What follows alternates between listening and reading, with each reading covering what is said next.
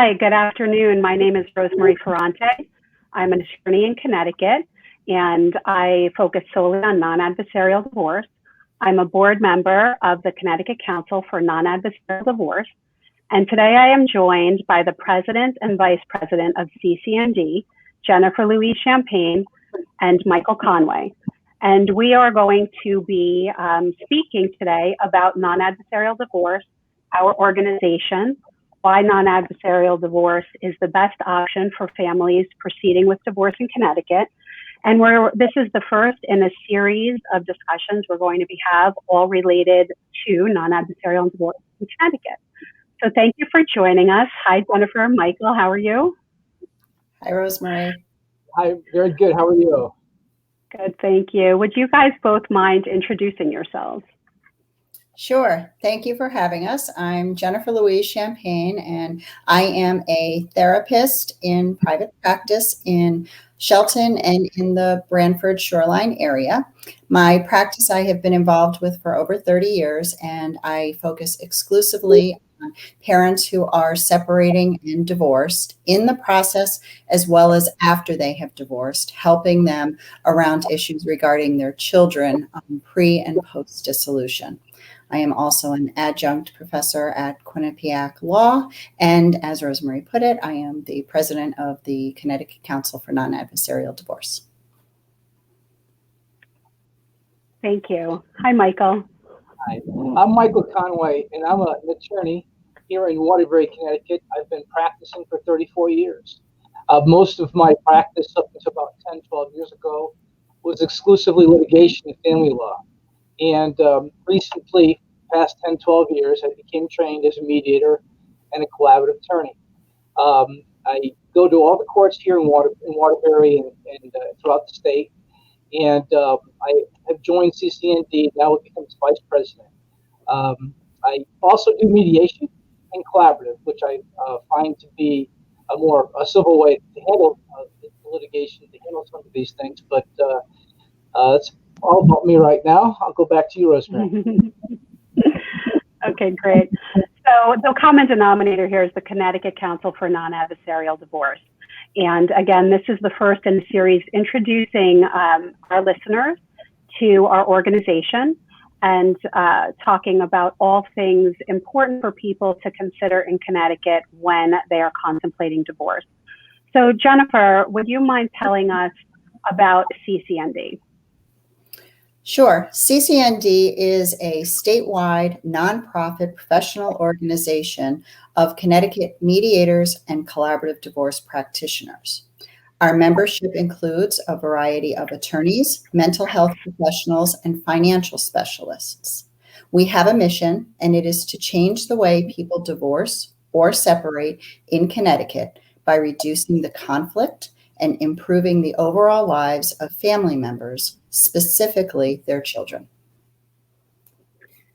Thank you.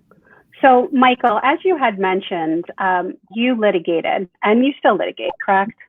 Yeah. I do. And so, like you, I am an attorney as well. I litigated for a time, and now I solely focus on non-adversarial divorce. We use that term a lot.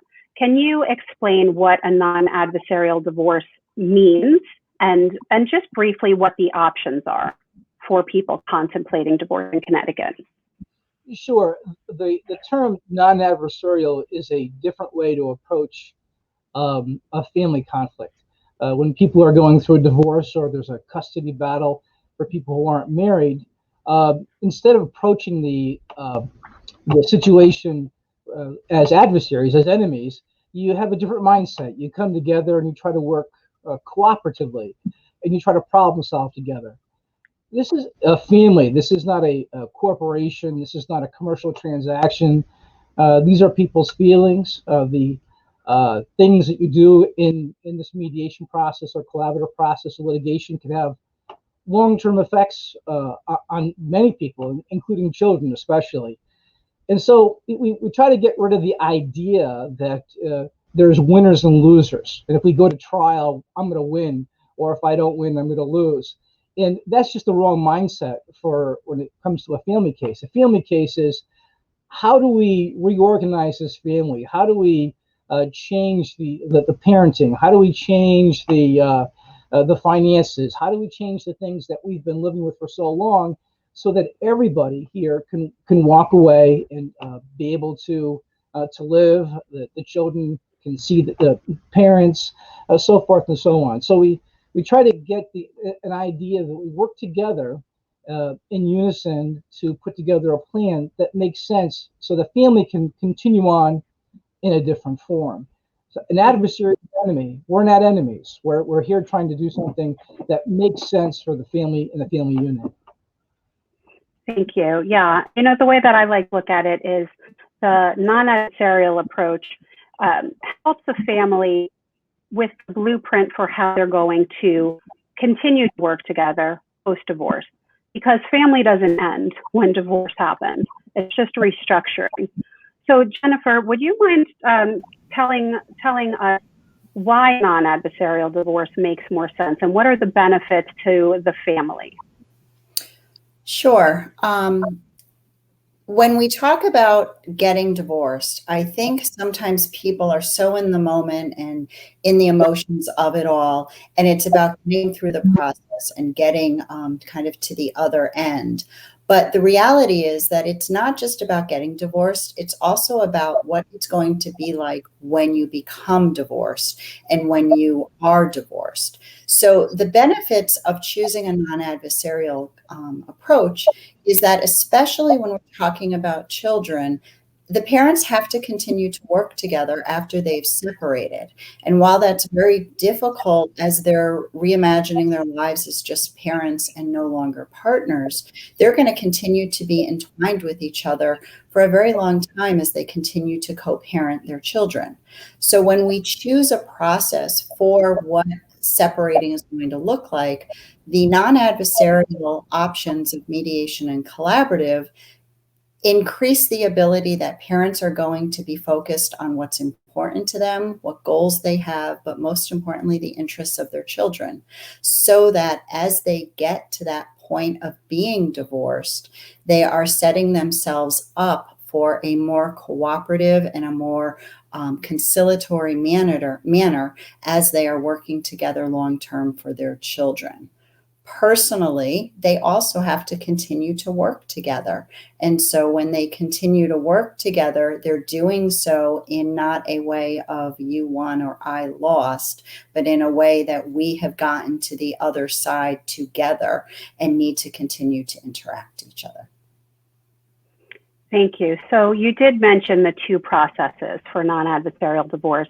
Mike, would you be able to just give us a little synopsis on mediation and collaborative divorce, and just the main tenets and how they differ? So in mediation, what happens is a couple comes to your office, they sit at a conference table, and you as a mediator act as a neutral third party. You sit there, you can't offer any kind of legal opinions or advice, but you can help them through the process, getting them to an agreement.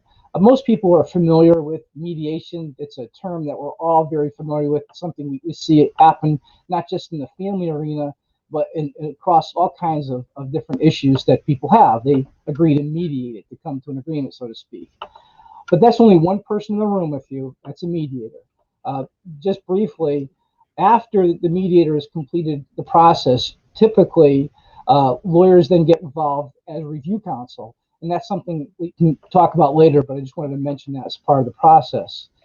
As far as the collaborative process, that looks a little different, in the sense that both parties have attorneys in the room. So you're again at a conference table.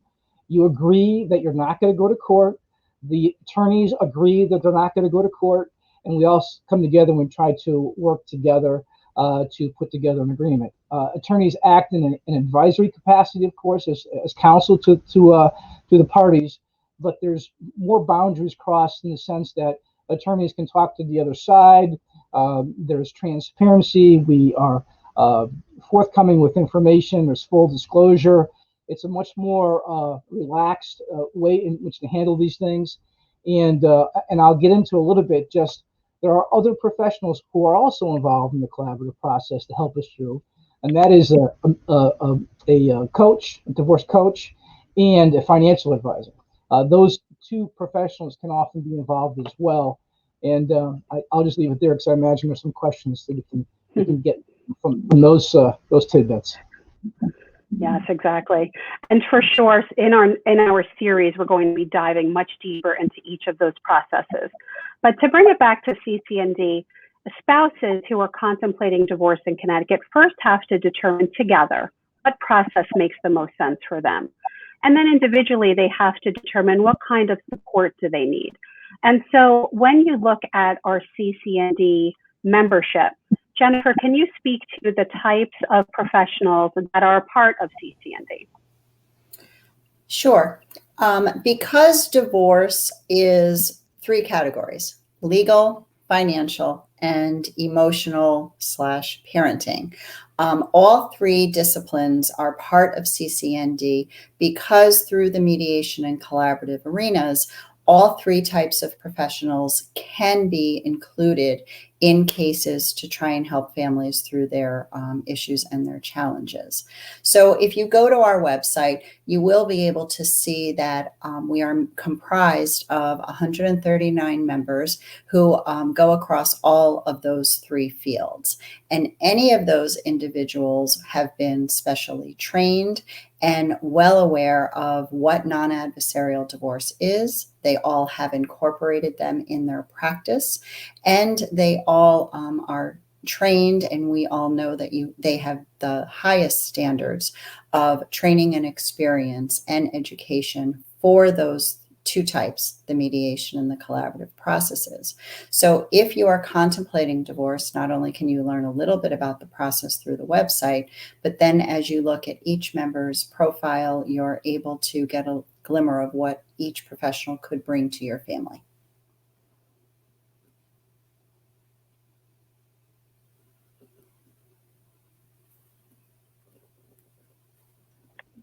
Sorry about that.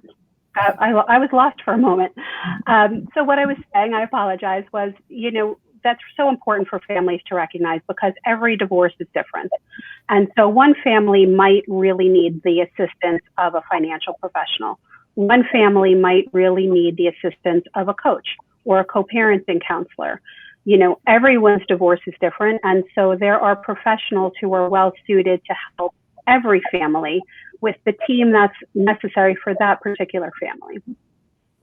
So Jennifer, would you mind chatting again with us and talking this time about the goals of CCND? Because I understand that the membership is involved as a part of professional industries from legal, financial, and emotional/mental health.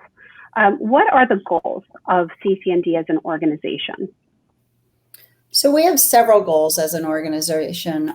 First, as I had mentioned just before, it's very important to us as an organization to ensure that all of our members have the highest standards of training experience, so that when a person is coming to our website looking for somebody to help them, that we have confidence that they are going to be well versed in the non-adversarial field.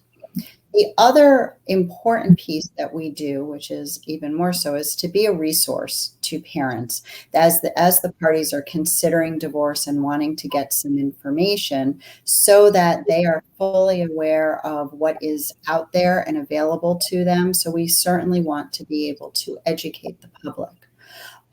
Because divorce is a legal piece, we do have some interfacing with the courts, and perhaps I'll let Mike chime in on that in a little bit, but it's also important to us to have a very good dialogue with the judicial department so that we are all working together for the benefit of the community and for the public.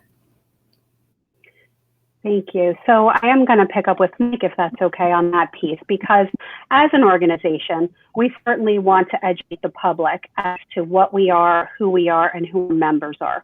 But then for our members and for other professionals, touch on the divorce process.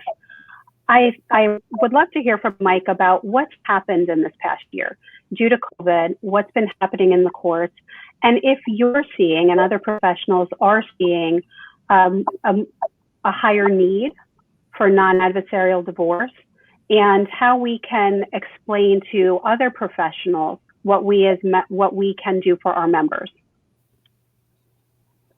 Last year was a mess. March of 2020, we basically shut the courts down. No cases were being heard. Family relations wasn't available. The court was trying to figure out what to do, and it took a long time. It was an arduous process.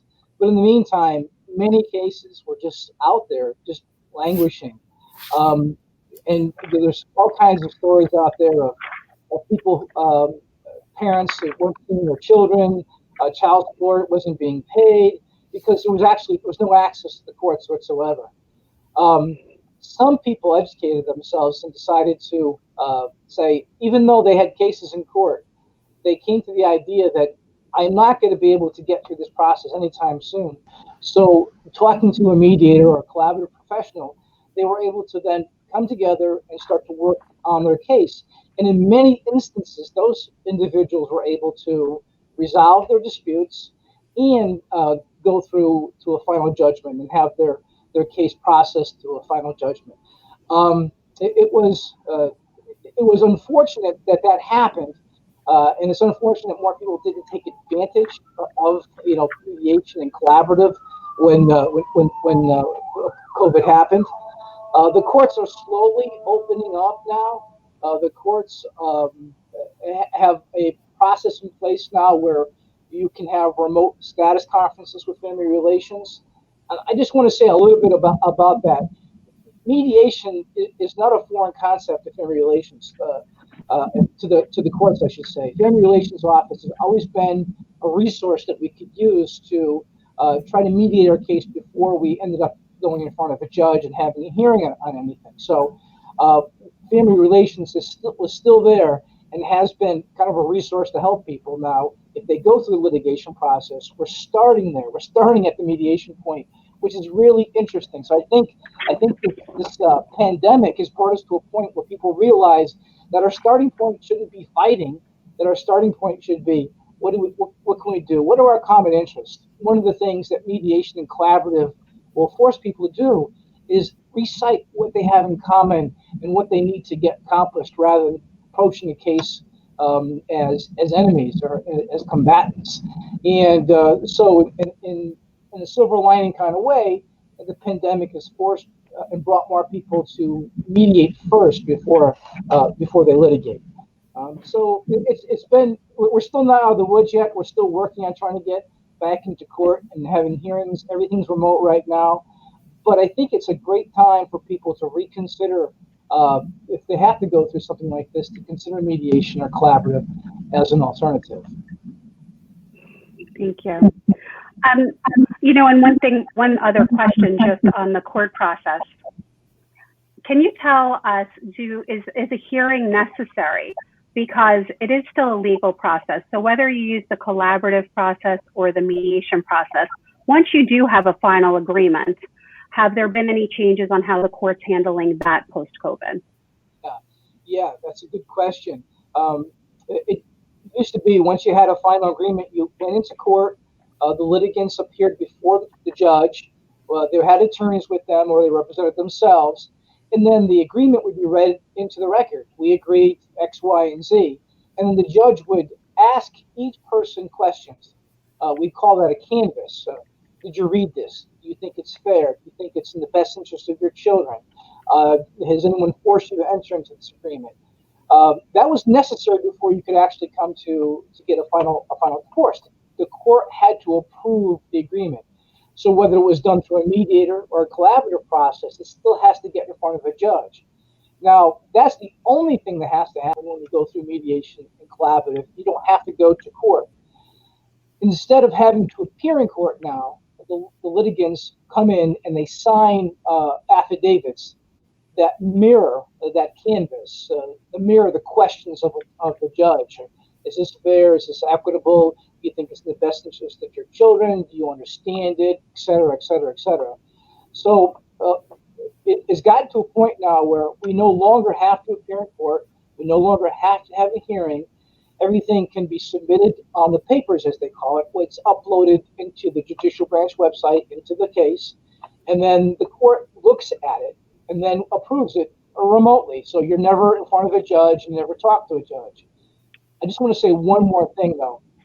The court recently has developed a forum where the mediator is recognized in the sense that the parties submit the form to the court with their other documents saying, this has been a mediated agreement or a collaborative agreement. So the court knows that this was thoroughly vetted, a full disclosure. People went through a rigorous process to get to this agreement. And I think the courts are they like to see those documents because they know that people put the time in to get that agreement together. But it's been an interesting time, that's for sure. That's for sure. And the notice of mediation is really important for mediators to be filing. I think it's great for the court to see how much we are alleviating some of the backlog by doing what we do. And it's important for people to know that you really can take the court out of the equation. There can be a no court divorce. That being said, I would be remiss if I didn't say you need review counsel. You need the advice of independent attorneys. And that is a topic that we are absolutely going to dive into at a later time because review counsel is such an important part of a non-adversarial process. I want to just go back to you both, each, if you don't mind. Just tell us a little bit about how you came to be a part of CCND, how your background and your work brought you to where you are in, and then also what are your goals as president and vice president for our organization? That was a lot, I know. So I got involved with CCND quite a long time ago. First as just a member going to trainings and dinner meetings because historically the organization has always made sure that it has offered professional events for its members to enhance their trainings. So I started long ago for several reasons. Personally, to get enrichment and learn something new to keep me ever changing and learning my profession and ways that I can do things better, and to meet other professionals who were like-minded, other professionals who were working in the same capacity, and then eventually got into being a board member and then an officer and now president. And so as president, it is a 2-year position. I have kind of really one overarching goal, which is connection. I became president in the midst of the pandemic. And as like everybody else, lack of connectedness was really in everybody's face right then. So the importance of not only connecting our members with each other for the professional importance to them, but connecting our organization to the public. So continuing what our mission is and getting that out to individuals thinking of divorce remains a goal of mine for the remainder of my term. Thank you. Mike? Rosemarie, as you know, being a former litigator, that it's an exhausting process. It's an awful process. I can't tell you how many clients at the end of the process are just exhausted, both emotionally, sometimes financially, and they wish they had done it differently. So what I found in my practice was that the cases that we're settling that weren't going to trial were settling because we were having 4-way conferences in somebody's office. We were sitting at a conference table, face to face. The litigants were face to face, and people start to become real and more realistic, I should say, about their goals and their objectives. And I noticed that a lot of the cases were settling that way. Much like Jennifer, the continuing education that is put out by CCND is top notch. The Professional Development Committee does a phenomenal job, and they've had really, really good programs, and I was encouraged by that. So I went to some of their meetings, and I got the bug, got trained, and did the collaborative classes as well. And I had the same goal, is to kind of ease the suffering of some of these people. I can't tell you how many people come through the mediation process having been children of divorce themselves and saying, I don't want my kids to go through what I went through. It's a whole different mindset. I really enjoyed doing it. Thank you. So we're just about to close, and I encourage everybody to tune in next time. We're going to get into much more detail on some of these topics. But in closing, if you both can share, what would your top advice be for anyone in Connecticut who's contemplating divorce? And I'm going to start by looking at our website. Look at our website, get information, understand the processes of non-adversarial divorce, and speak to professionals. Understand there's many out there in Connecticut who can assist you, but I haven't left a lot of time. Do you have any last remarks, Jennifer or Mike? I would say exactly that, yes. And think about what it is that your goals are. And when you envision your life in, as hard as it may be, in a year from now or 2 years from now or 4 years from now, what it is that you want for yourself and for your children, and hoping that as you speak to a non-adversarial divorce professional, that they will help you understand that these processes can help line up with the goals that you may have for yourself. Yeah, and I would say find a competent professional. Find somebody who is dedicated to mediation. That's just not someone who's doing this because they think they're a mediator, but someone who's been trained. Look at the credentials of the person and ask around, and you'll find people who are very, very competent to handle these kind of matters, because you're dealing with something extremely important: your finances, your children, and your future, as Jennifer said. So it's really important to find a competent professional to assist you through that process. Well, thank you, Jennifer Louise Champagne and Michael Conway, President and Vice President of the Connecticut Council for Non-Adversarial Divorce, for joining us today. Please check out our website to learn more. Thank you. Thank you.